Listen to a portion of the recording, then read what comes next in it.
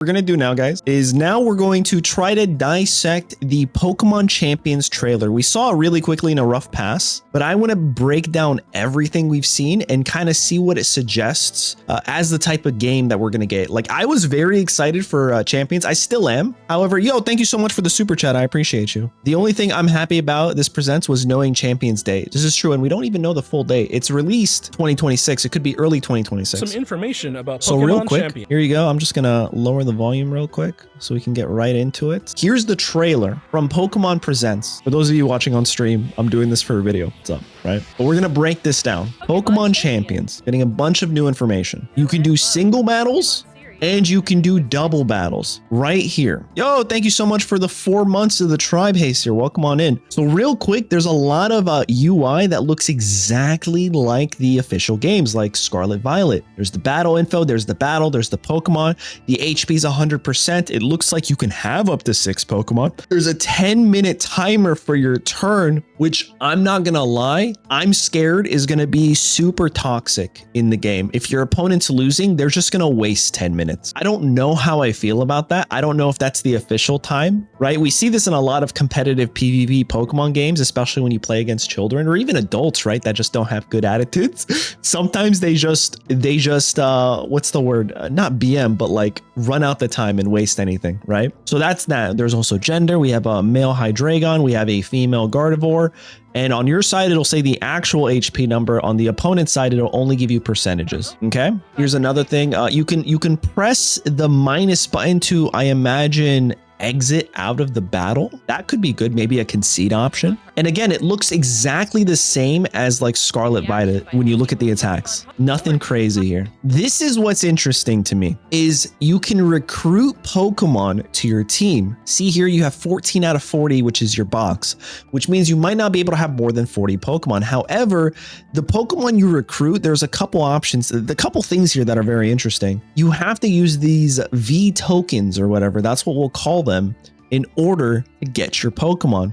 But on top of that, these are all final evolutions. We do see a Pikachu here. So I do think we'll get some fully evolved Pokemon. So maybe Pikachu with Light Ball, right? As an item, stuff like that. V-Bucks, maybe, I don't know. So that's pretty cool.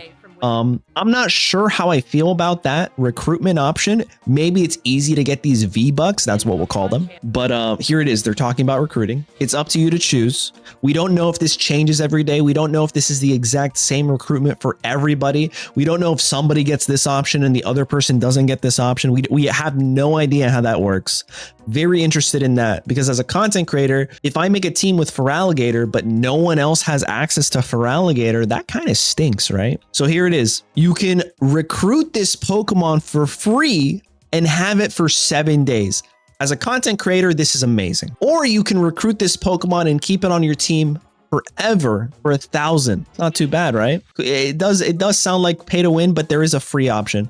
Now, if we look at this, another thing that I'm interested in is items. I have not seen items expressed at all. When you click on a Pokemon, it doesn't say, it says held items up there. That's it. We don't see items anywhere else. So they're adding to their team. You can auto team build, which could be an entire challenge genre in itself. You probably can't recruit multiples temporarily. You're right. You could probably only recruit one temporarily at a time. That makes sense. And then here's the single battles for ranked. You choose 3, your opponent chooses 3. Honestly, I think this might be really fun. Now, I'm changing my mind. If everybody gets different options for 6 Pokemon, everybody has to build a strategy for themselves. They have to be unique and different for their team.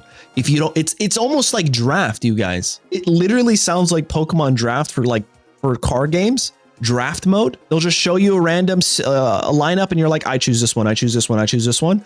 And then you go into ranked. That's kind of fire, actually. So here it is. Again, no held items shown in the character selection screen, which is a little weird for me. We don't know what this Pokemon's held item is. Maybe they're just not showing it yet. There's the damage, the one-shot KO. Extremely effective. I think extremely effective suggests it's a ×4 weakness. Super effective is only ×2. Let's go back real quick. How do I go back? Mostly ineffective, not very effective. So minus ×4 is like mostly ineffective, and then not very effective is like, you know, -2, I think. It doesn't double resist. It only single resists for Dragon Pulse, which is interesting to see. And then effective is the options. A new way to raise your Pokemon. Here's another thing that's very interesting right here. Training. You can train your Pokemon in Champions. You can give them HP attacks. It looks like the EVs, if you will, right? And again, you can use V-Bucks for this. So it kind of does feel like it might be a little pay to win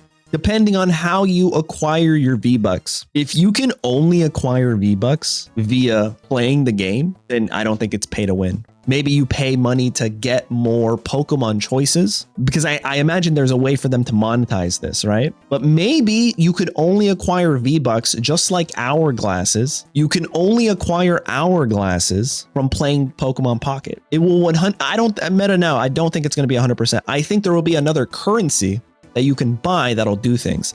However, if that currency allows you to do this as well and all this other stuff, it might be a slippery slope here, right? Because you can literally just buy the official Pokemon games and just battle on that for free and train your Pokemon for free. You know what I'm saying? There needs to be a real incentive to play this other than, oh, it's just on my phone and it's accessible. Instead of, oh, it's on my phone, let me spend more money, even though it's the exact same idea as, you know, Pokemon Scarlet Violet. That's just my head. I'm still going to play this, but there needs to be something else there. There needs to be something new and cool. So there it is. They're increasing the EVs. You can replace moves as well. It'll cost you V-Bucks in this economy. Crazy. You can change your nature. It'll cost you V-Bucks. Inflation is crazy. The animations of the attacks don't seem too crazy, but it is also coming out in 2006. Well, 2026. Yeah, we're going back in time, guys. It's coming to mobile phone and Nintendo Switch. Planned release 2026. I'd imagine the first quarter, maybe even second. But that's all the news we have on Champions.